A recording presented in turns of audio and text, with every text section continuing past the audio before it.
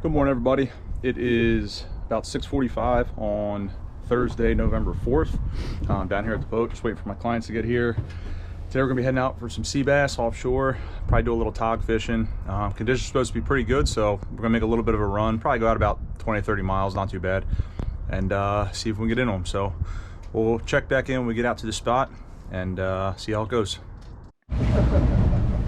Good morning, everybody. So as I mentioned, we're going out sea bass fishing today, maybe do a little tog fishing, but get out to the spot. Conditions obviously were a little worse than they were calling for. Supposed to be pretty flat seas, and obviously it was a little sporty out, but we still made the run. We're out about 20 miles at this location, and took us a little while to find a good spot. There was big fishing trawlers out there at our location, so the place we were originally going to go, we had to kind of change plans and find a new wreck, but we were able to get on top of a spot.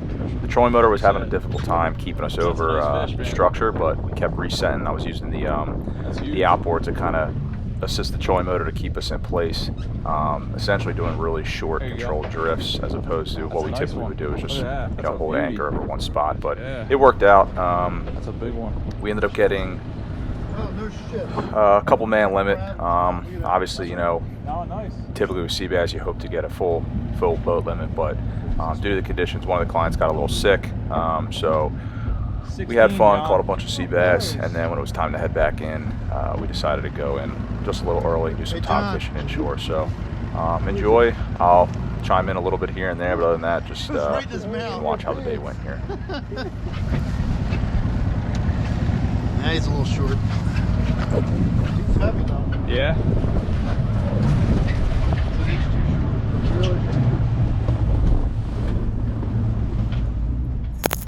Now here I'm trying to show you guys what we look for on the bottom machine. We're looking for good structure. You can kind of see it there a little bit, but due to the camera on the screen, it doesn't really always come out as you'd hope. But obviously for sea bass, you're looking for any kind of hard structure. They stay tight to that. So when we're sea bass fishing, like I said earlier, we're trying to anchor over a wreck or rock piles or structure. And you typically just hold over that, and it's pretty much dropping reel fishing as soon as you get on them and you find them.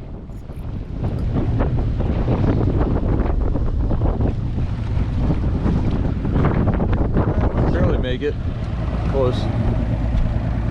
Got some more.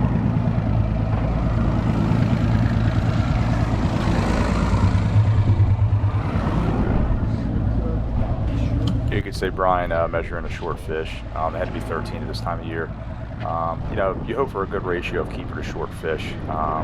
Typically what we see is the real big jumbo sea bass are usually pretty tight to the structure.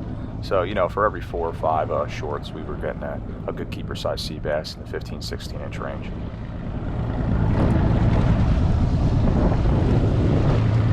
Shorty. Hey, make it out, Joe, you alright? Yeah, I just felt like I was going to get caught on the wreck there.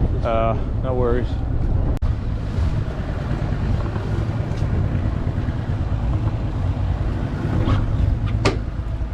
So this is what you hope for when you're sea bass fishing. I think at this point, these ones that they're all hooked up to, maybe one of them was a keeper, but I think at right now all 4 anglers on board are reeling up fish. So that's what you hope for when you get over a good piece of structure with sea bass on it. It's just dropping real fish and everybody's catching, having a good time.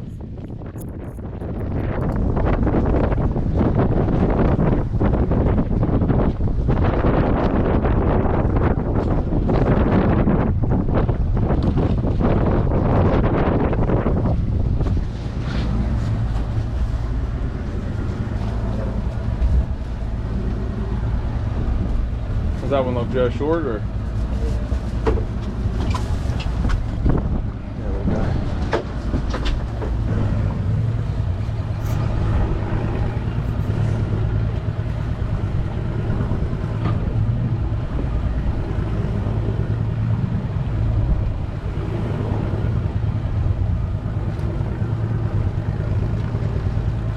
Little guy.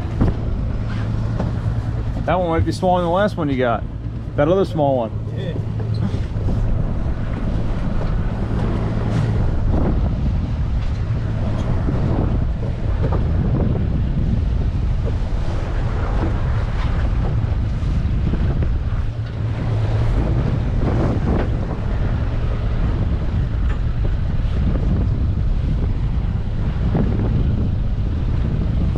That's a nice one. There you go. That's what we're looking for. Nice. Hell yeah. That's a beauty.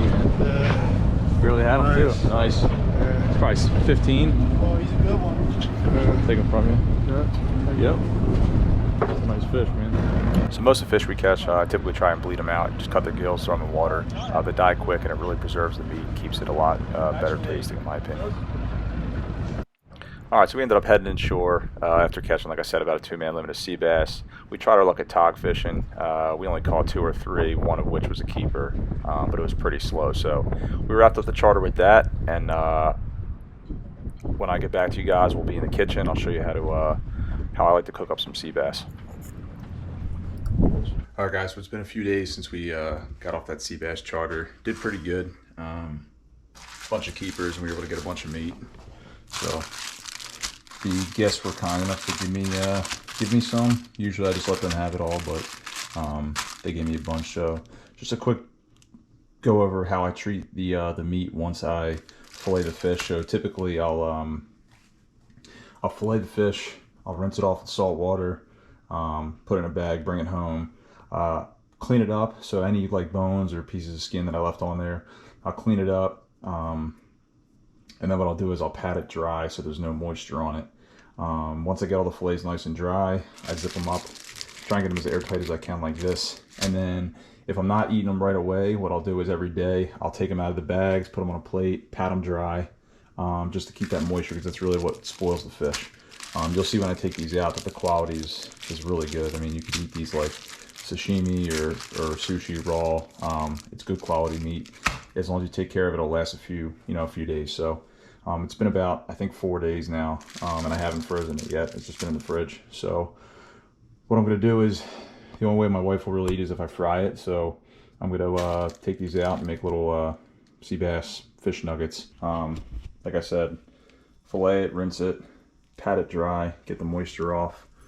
Super translucent. I mean, that's sushi quality fish. You know, this is 4 days old at this point, 4 or 5. No fishy smell to it at all. It's a really clean fish. If you take care of it, it'll last you a long time, and it'll taste delicious. You never have to freeze it. Well, at least not after 3 or 4 days you won't. So we have everything laid out here. It's kind of messy doing this, so I like to have everything prepared. So again, we'll do fish into the flour, into the egg batter, into the breadcrumbs, into the frying pan.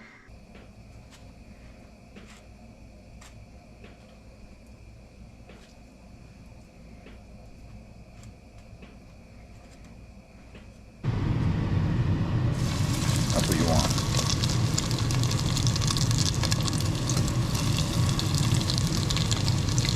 That should cook pretty quick.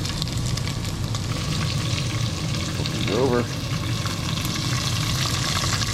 Nice and brown. Yeah. That's perfect.